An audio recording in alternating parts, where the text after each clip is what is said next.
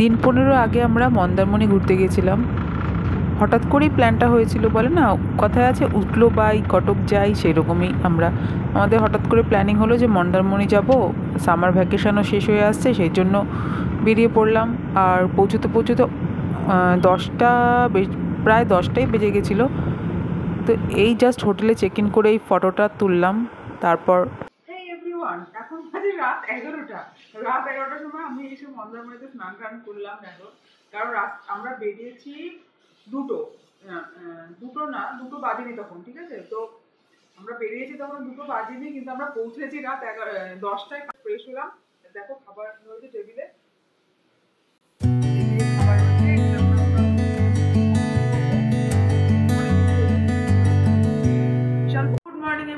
Welcome back to my channel. আশা করি তোমরা সবাই সুস্থ আছো, ভালো আছো। আমিও মোটামুটি খুব একটা বেশি ভালো নেই, মোটামুটি আছি। কারণ কালকে খুব জার্নির থেকে বেশি আমাদের গাড়ি খারাপ হয়ে গিয়ে আমাদের একটা বিচ্ছিরি অবস্থার মধ্যে আমরা পড়ে গেছিলাম। তো এখন সকালবেলা উঠে ব্রাশ ট্রাশ করা হয়ে গেছে, ব্রেকফাস্ট কিছু হয়নি। তো ব্রেকফাস্টটা করে তারপরে আমরা যাবো একটু সমুদ্র দেখতে। ঠিক আছে, সেটা হলো কি, আমরা যেহেতু অনলাইন হোটেলটা বুক করেছি, অনলাইনে দেখাচ্ছিল যে সমুদ্রের পাড়ে ছোটো ছোটো কটেজ টাইপের ঘর। কিন্তু আমরা যখন আসলাম এখানে, হোটেলটা ভালো, হোটেলটা ঠিকঠাক আছে, কিন্তু মানে এটা সমুদ্রের সি সাইড নয়, এটা হচ্ছে মাঠ সাইড। ঠিক আছে, মাঠ সাইড হোটেল। আর ওপাশে যে এটা হচ্ছে ফরেস্টটা, ক্যান্ডেলউড ফরেস্ট। আর ওপাশে যে হোটেলগুলো আছে ক্যান্ডেলউড বিচ রিসর্ট, ওগুলো হচ্ছে সমুদ্র মানে সি ফেসিং, কিন্তু হোটেলটা সেম। তো দুটো একই হোটেল, কিন্তু জাস্ট এরকম মানে আমরা একটু মানে পাজল হয়ে গিয়ে, মানে অনলাইন যেহেতু ফটোগুলো আমরা দেখেছিলাম সবই সমুদ্রের পাড়ে, সেহেতু মানে পাজল হয়ে গিয়ে এরকম একটা বাজে টাইপের ব্যাপার হয়ে গেছে। সো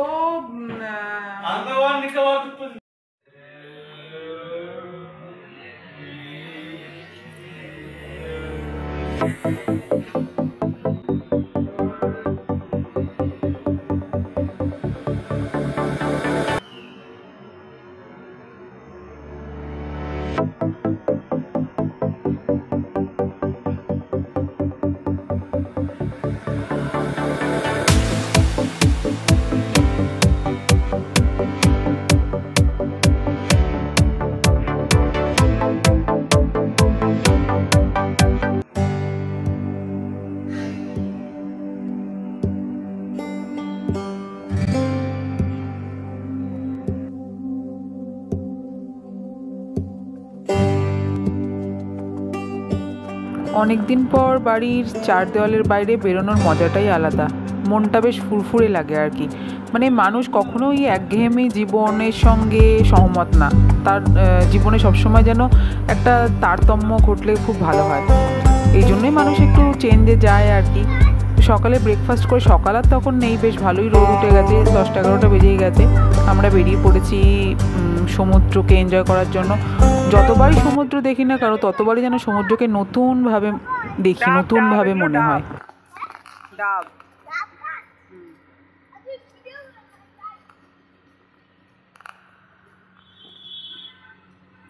তো আমরা এখন যাচ্ছি সমুদ্রের দিকে গিয়ে আমরা স্নান টান করবো না, স্নান করার কোনো প্রয়োজন নেই আমাদের।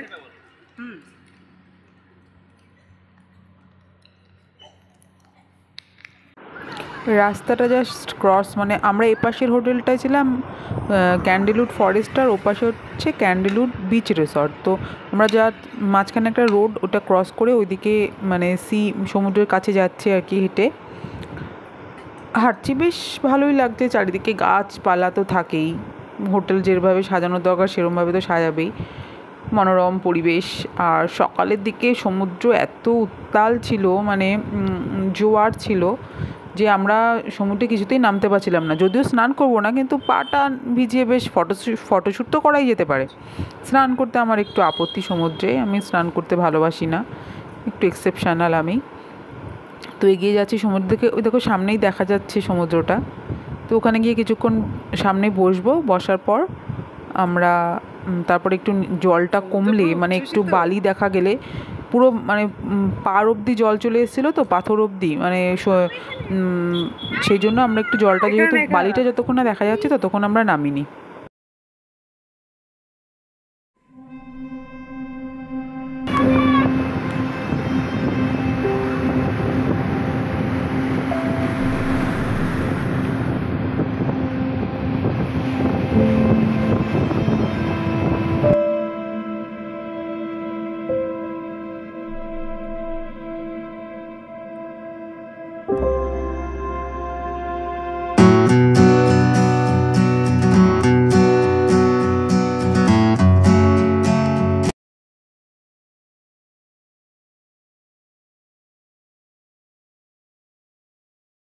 তো সমুদ্রের সামনে একটু এনজয় করলাম, একটু ফটোশ্যুট করলাম, একটু রোম্যান্সও করলাম, ব্যাস সো কল্ড রোম্যান্স আর কি। এবার মেয়ে, বাবা, ছেলে সবাই এনজয় করছে,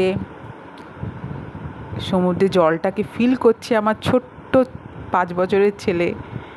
এবার আমিও একটু ফিল করছি, মানে দারুণ লাগছে। মানে সমুদ্র যেখানেই থাকুক, কাছে থাকুক, দূরে থাকুক, মানে সমুদ্রের সামনে গেলেই যেন আমি কেমন হারিয়ে যাই, সত্যি কথা আমি কেমন হারিয়ে যাই।